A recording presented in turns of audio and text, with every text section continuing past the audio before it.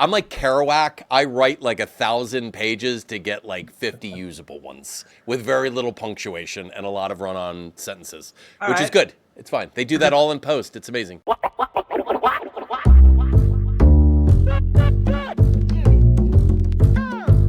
Welcome back to Keeping Commerce Weird, the podcast where we talk about the weird things that are quietly reshaping commerce before most people realize it. I'm your host, Travis Hess, the CEO of Commerce. Now look, we've talked about AI a lot on the show lately because frankly, everybody in commerce is talking about AI right now. But today's conversation is different because we're focusing specifically on what this all actually means for B2B. And B2B is always played by different rules. It's pricing workflows, procurement teams, inventory systems, sales reps, customer service operations, and decades of processes that don't exactly change overnight, which is why I'm excited about today's guest. I'm privileged to be joined by Andy Hoar, longtime B2B commerce strategist, former Forrester analyst, author of Forrester's B2B Commerce Playbook, and one of the industry's leading voices on where B2B commerce is heading next. Andy recently gave a great session for us at Commerce Live on the AI shift happening in B2B right now. And one of the big takeaways is that this transformation may have less to do with shiny new tools and more to do with whether companies are actually willing to change and how they operate. And I can't wait to dive even deeper here today. So let's get into it. Andy, welcome to Keeping Commerce Weird. Yeah, good to be here. We've talked before. It's always consequential when we talk. I'm sure this will be no different. I would expect nothing less. I just saw you. You were dressed slightly better on stage at Commerce Live in Chicago. Only slightly. You always look good. But before we get into what inevitably will be about AI, and obviously with you, it's always about B2B, and I deeply respect your opinion there and where everything's going. I thought we'd start the episode with something a little bit different. And to introduce you to the audience. So I'm going to ask you, give me two truths and one lie about yourself, and I'm going to guess the lie. Well, I'm going to throw you a curveball because I know you're not just an achiever. You're an overachiever and you're a former athlete. So Yeah. I say we do two lies and a truth, which means Okay. you have to pick the truth out of this. It's a little bit harder. And All I right. thought we'd do I'm done. sports edition because I know you played baseball, right, in college? I did play baseball for a while. Yeah, not very well, but I tried. So believe it or not, I was actually an athlete in high school. And so I'm going to give you three sports. And I Okay. want you to pick the one where this is a true statement. So I was all state in Ohio in one of these three sports. Which one do you think it was? Soccer, golf, or tennis? Ooh. Jeez. Oh, Ohio. Actually, let me just preface this by saying, listen, I went to college in Ohio, and that is a prominent athletic state with lots of talent. Maybe not quite Texas or Florida, but I would say a close third, if not second. California ain't bad either. I would guess soccer. Wow, you're right. Am I right? Yes, I thought you would guess like tennis or golf or one of the pansy sports. No, definitely not golf. You're too emotional for that. At tennis, I thought maybe, you never know. I believe we had this conversation. You're from Dayton, right? Are you from Dayton? I'm from near Dayton, Springfield. Yeah. Springfield. Okay, gotcha. I remember having that that conversation not too far from the Wright brothers. That's right. If I'm not mistaken, they're from No there. pun intended. Very That's little. right. It is.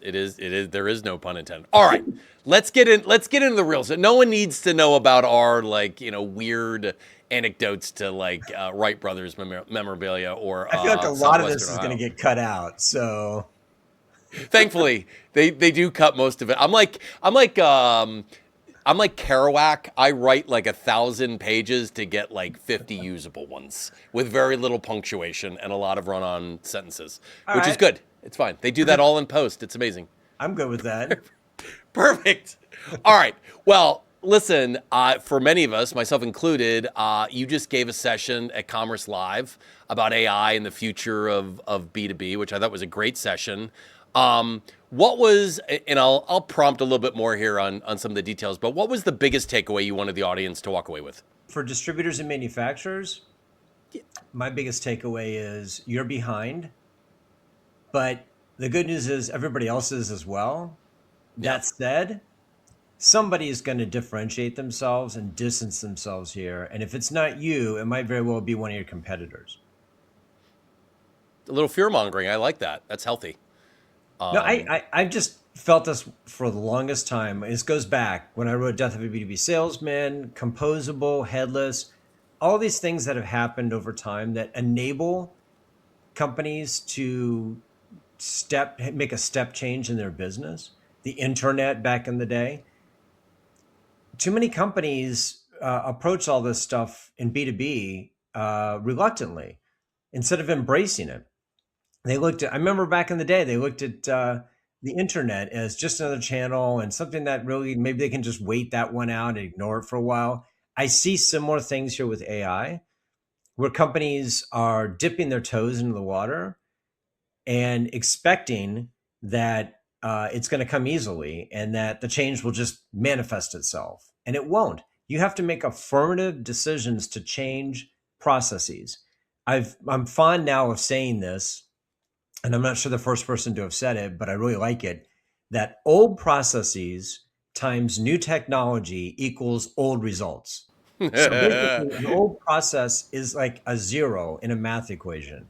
If you don't change the workflows, if you don't change how you approach things, you can plug in whatever technology you want, and it'll probably produce no difference or could actually be retrograde and actually Worse. take you Yeah. back. And Yeah. so this is the big problem I see is that AI is handing companies an opportunity on a platter to revolutionize their business. And some will do it and they'll step ahead of everybody else, and some will not. And those companies, I think, will be bought by PE firms or just go out of business. Yeah, I think to use another generational analogy here, I think that you'll appreciate. I think AI for a lot of these companies is like the old game Chutes and Ladders. You know, that big tall ladder. It's like 3 layers up that you can hit and get all the way to the top, which rarely happened to me, by the way. And the few times that it did, I inevitably hit the big giant slide and came all the way back down to the bottom.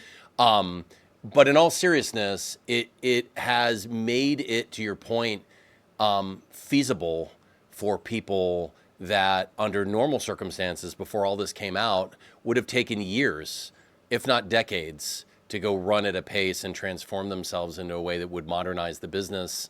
As uncomfortable as all of this is for a lot of individuals and organizations, to your point, if you take advantage of it, this is an unbelievable catalyzer to transformation in a way that can redefine someone's entire business and digital transformation, like in a way where you're going to see the efficacy way faster than you would have the good old fashioned way of transforming, which is usually over several years, which again, changes, turnover, people, leadership, all sorts of stuff turns over. It makes it really challenging to stay the course.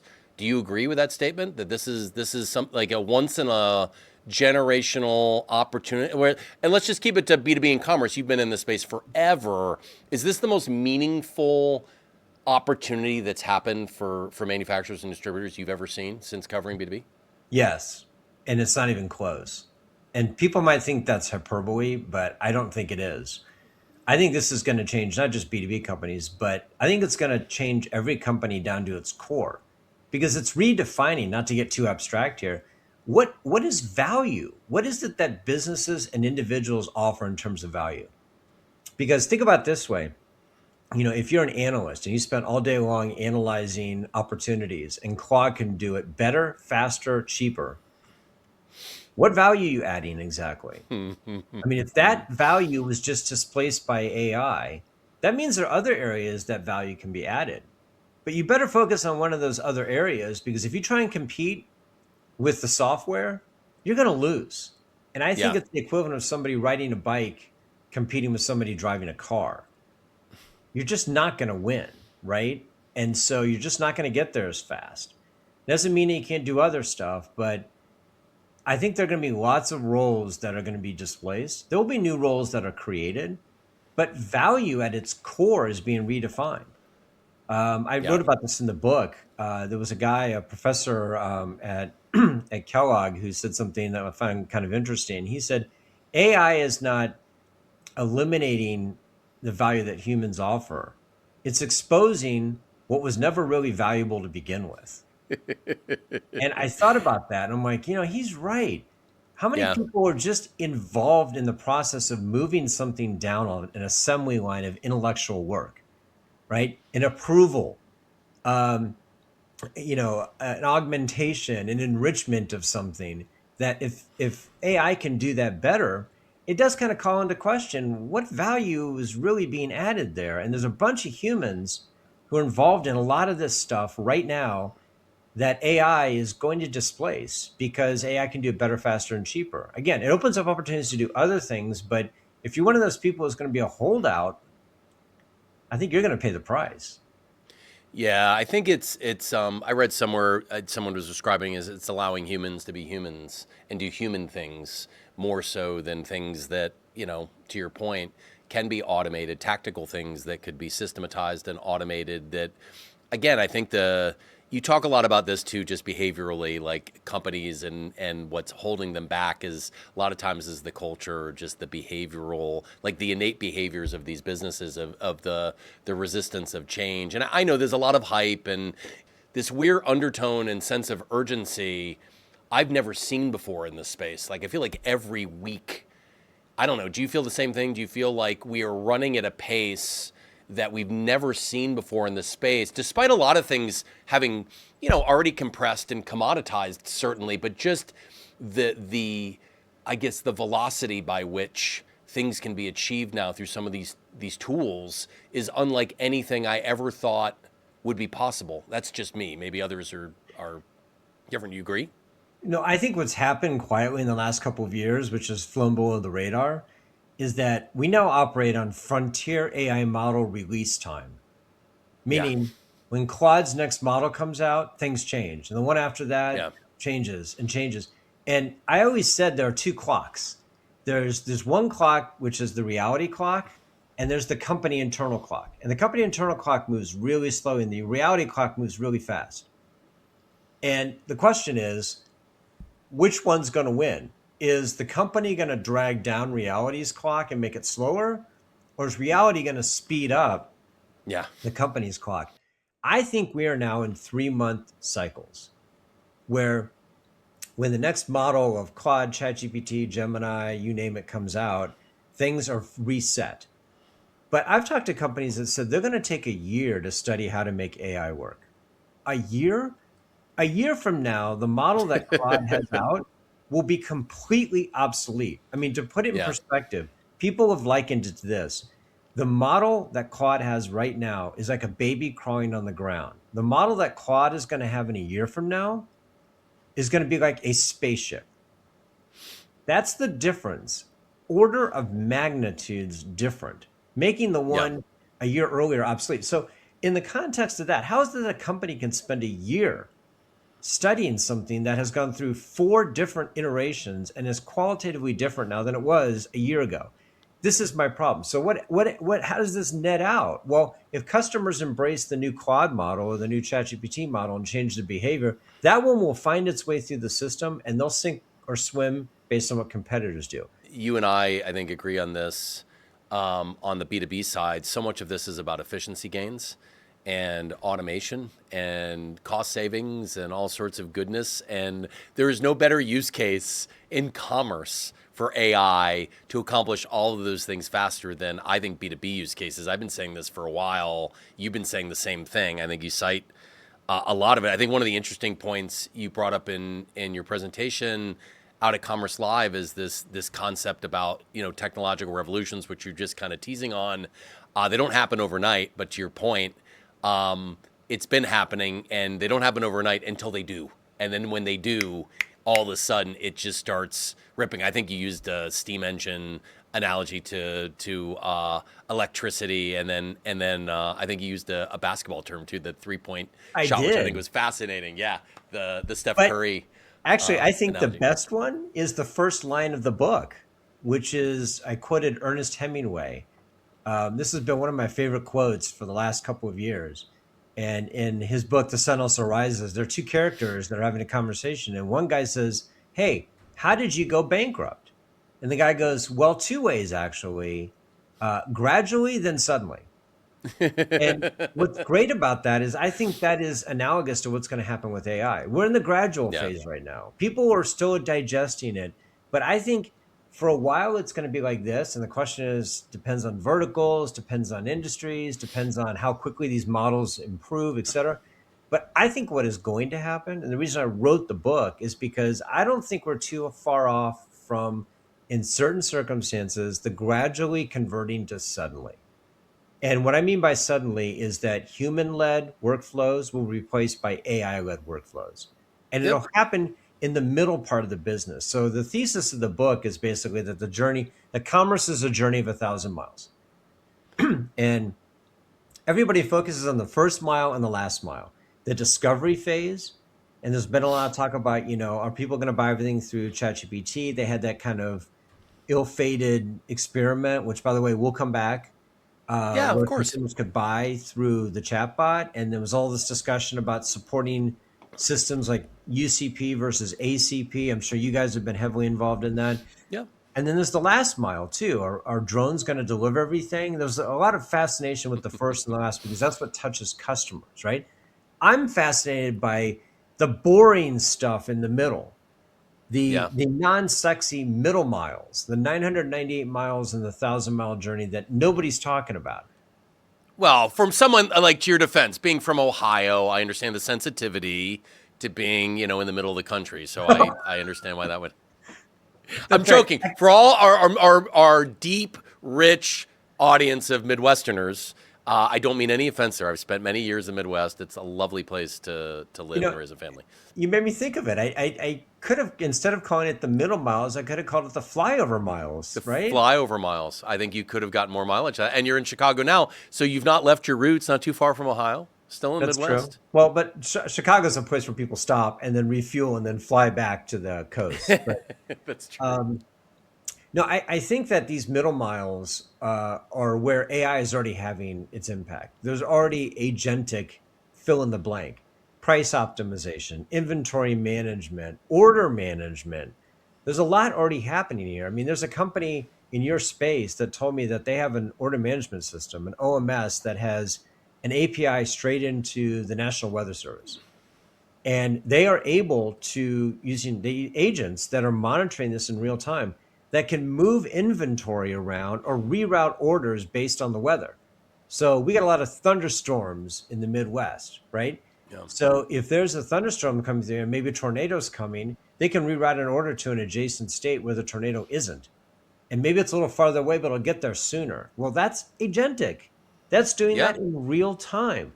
We know about the price stuff as well, where there are pricing bots, there are pricing agents that are in real time monitoring competing sites.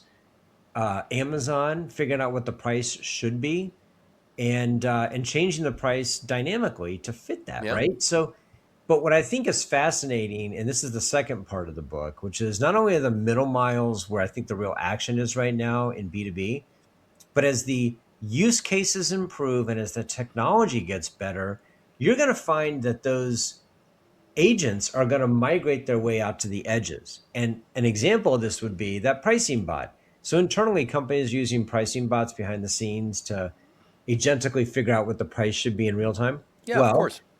at some point, a procurement manager or a B2B buyer is going to be using that website chatbot, and they're going to say, hey, if I bought 15 of these today, what kind of price could I get? Well, who do you think's negotiating that price? It's going to be that agentic bot, right? The one that was only operating in the middle part of the business is now, because of the use case and the technology, is now negotiating with buyers. So now all of a sudden, to that theme, what was gradual has now become sudden because customers are finding it useful. Yeah. Well, and to your point earlier, it's the customer behavior that's driving the urgency. Now, maybe there's some investment thesis to your point where you get a lot of PEs that own some of these folks. They have their own sense of urgency, right? They're very, very good at taking distressed assets and making them less distressed and, dare I say, more efficient. On B2B, I've always found it a fascinating space because people that live in it tend to be very passionate about it, incredibly bright, and there's just the market is so much bigger in many regards, but it just doesn't get the the fanfare? Is it just a generalized lack of understanding of the space and the applicable use cases? Is because the industry hasn't really publicized it all that much? Are we close to getting there? And to your point, someone's going to get there really quickly, and then all of a sudden the spigot turns on and everyone gets it? Yes, yes, and yes. Okay. I think the biggest one is just the culture.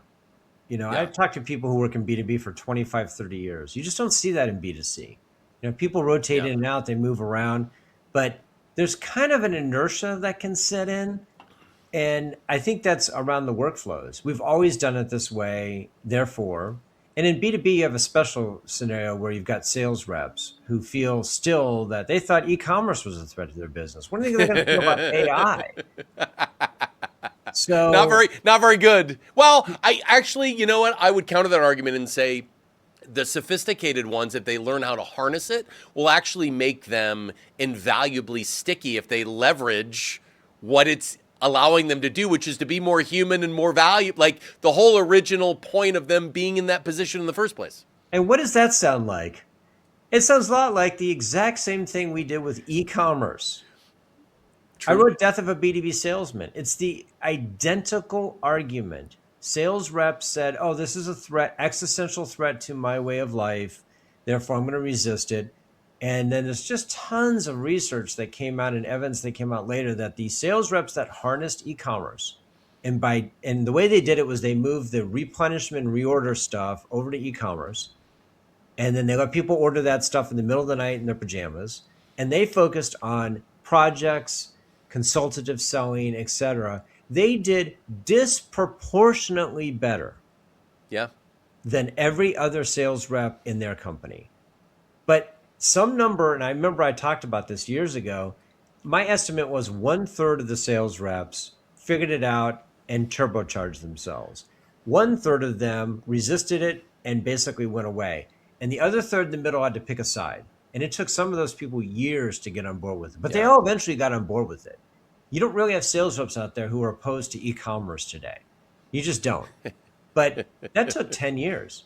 I do not think it's going to take as long with AI because, to my point earlier, it's not their choice. If their customers are saying by voting with their clicks and they're going to chatbots and asking these questions, then when do they need to talk to a sales rep exactly? So the smart sales reps are going to embrace this to help them sell more. But I tell you, it will be uneven. Some people will get it. You said it yourself. Some people will get it sooner and they'll vault ahead of everybody else. And so when you look back on these things, you say, why did you do this sooner? And it's really just their culture and inertia, which is what slows everything down. But it's also a failure of leadership, in my opinion, because the CEOs should be saying, hey, you need to do this. And they should be doing this because looking over their shoulder should be a PE firm saying, if you don't do it, we'll take care of it. And that's exactly what happened, Travis, with e-commerce. I still see the effect of it. Well, it's going to happen faster, and it's going to be wildly more disruptive because of the pace by which this gets ingested. And I think you used a great term. I think you called it dentist tasks, of how you frame kind of like the tactical things that AI has been doing along the way. And I think to the same point we just made, you get certain folks that embrace that because they hate doing all the tactical stuff. Like they just feel exhausted from the tactical nature of their job. So what you're seeing now, a lot of the use cases in business is AI automating a lot of those tasks where it's crawling through your email, it's suggesting responses, it's trained on your tone of voice. I mean, even Google's rolling this out in Gmail and Gemini. I mean, this is all table stakes. Like you're going to get to the point where the tactical nature of all of these jobs are just going to become superfluous. They're just going to be done by the AI, where like you get a subset of people that are like, holy shit, I'm going to be able to be creative or strategic, like full time, as opposed to like getting drowned out by all this stuff? The answer is yes, if you harness it the right way and you get a subset of folks that are really enthusiastic about that. And depending on where they are in the org, if they're an agent of change, they can go catalyze this even further. So the opportunities, it's not just experience anymore, Andy. I guess that's a question. Like the old school thinking is, oh, I want to come and digitally transform an org. My natural tendency is, let's go hire someone who's seen this, done that. They've seen it. It's like when I'm flying, I want like the grizzled old, aged pilot that's got kind of the raspy voice. You're like, this person's seen some shit, man. It's The guy that storming flew in out. Like, I Vietnam, feel, right? yeah, I don't want to see like the 24-year-old kid that like one of my kids flying the plane. Thank you very much. So like the old model would have been, hey, go find the grizzled veteran that's done this before. I don't think that's the answer. That's certainly not the default answer anymore. The perfect answer is someone who's experienced things before, has context to how this works, but has also fully embraced the new tool set and frameworks available to them. They're combining the two, and they're catalyzing it by combining both. But I would argue there's a lot of traditionally inexperienced people that maybe don't have the tenure in a particular space that can be equally as effective by embracing the tooling, because it is a skill set that is unique, and you either like dive into that or you kind of don't. And if you don't, I think it's tough sledding. What say you? You agree? I do. In fact, one of the things I've wondered for the longest time, and it's kind of a thought experiment, and you're welcome to take it yourself. Do you think AI is going to make average people extraordinary, or extraordinary people extra extraordinary? The latter. I do too. And so we've seen this in the form of taking normal people, average people who are not particularly invested, and they're creating what I even talk about this in the book, this term called info slop. They're creating stuff that looks like it's really good, but because there's not much thought put into it, it comes out on the other end. It's just well researched, well spelled, great grammar, prose that would have gotten you an A in college that goes absolutely nowhere and makes no definitive argument. So this, you said earlier, where are humans going to be involved? I think they're going to be involved, not to beat this thing to death, but humans are still going to be involved at the beginning and the end of the process. I think the middle part, which many people refer to as the execution layer, that's going to be mostly AI driven. But I think the beginning and the end, which by the way are the most important things. So in other words, Yep. quality assurance. And to me, that's where the humans are still going to be very much involved. But if your whole business is predicated on that middle stuff, then you're not going to see much difference here, because you're just going to replace humans with technology, probably do it in a ham-handed way and not execute much better. If I'm running a company, and this is easier for me to say, but I think this is what's going to happen. 10 years from now, we'll look back on this, Travis, and go, oh, of course, everybody was too late in doing this. You need to reinvent your business, like from the ground up. And I don't mean this as a McKinsey consulting paper.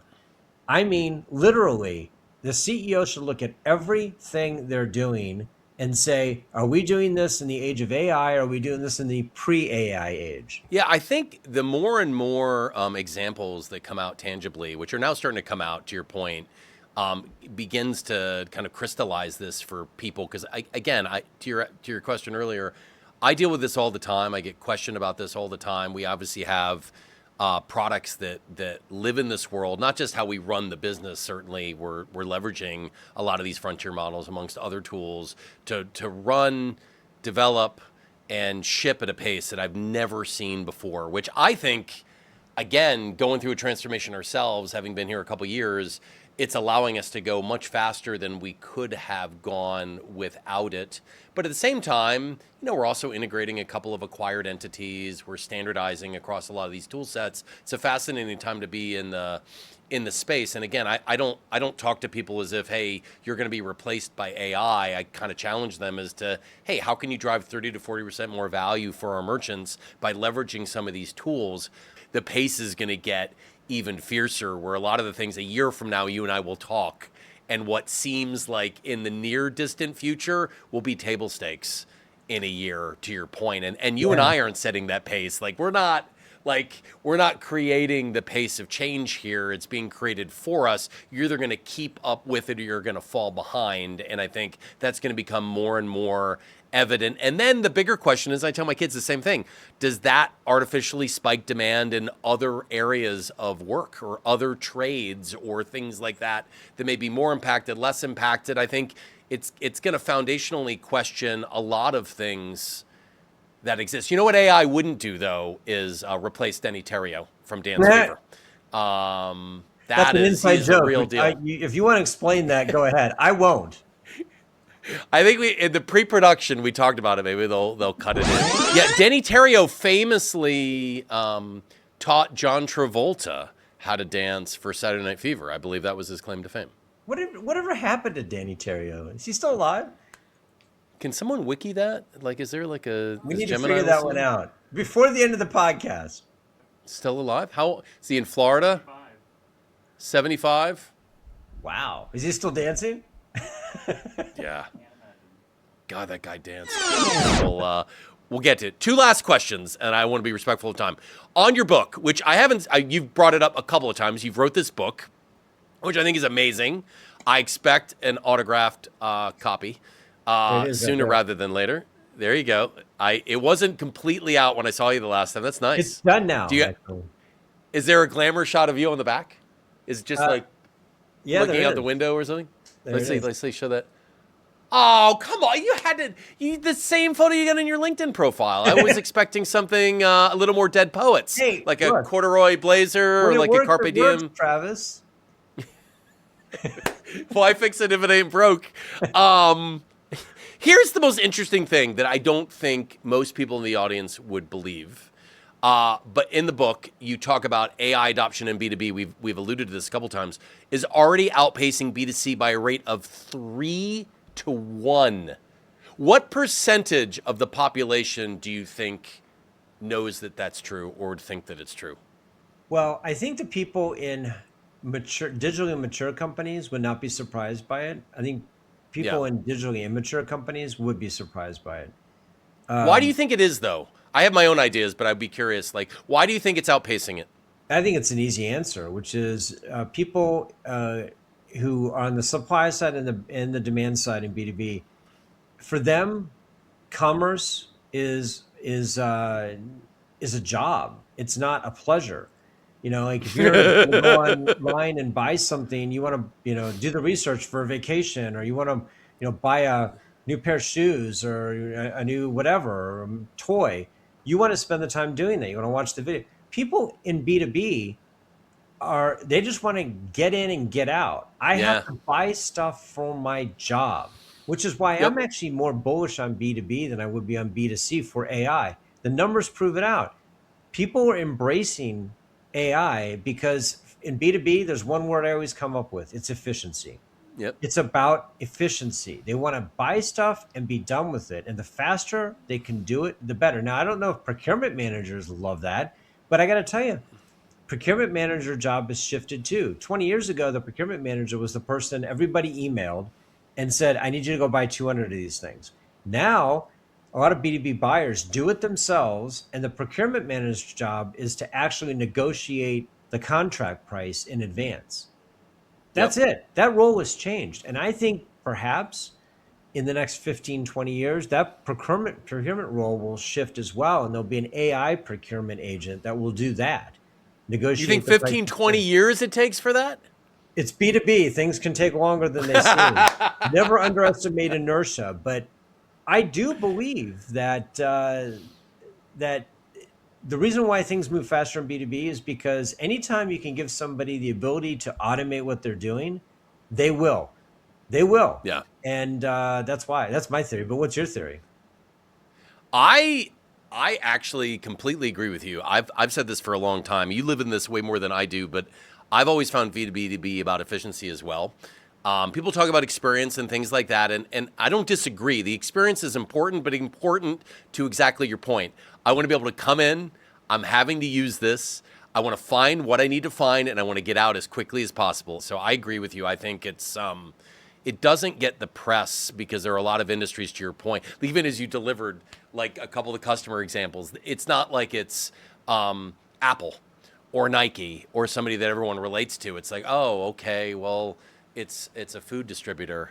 I don't know. Not a lot of people are reading about those sorts of basic use cases, but I guarantee those use cases are driving, tens of millions of dollars in savings and efficiency gains, if not more, which is materially meaningful.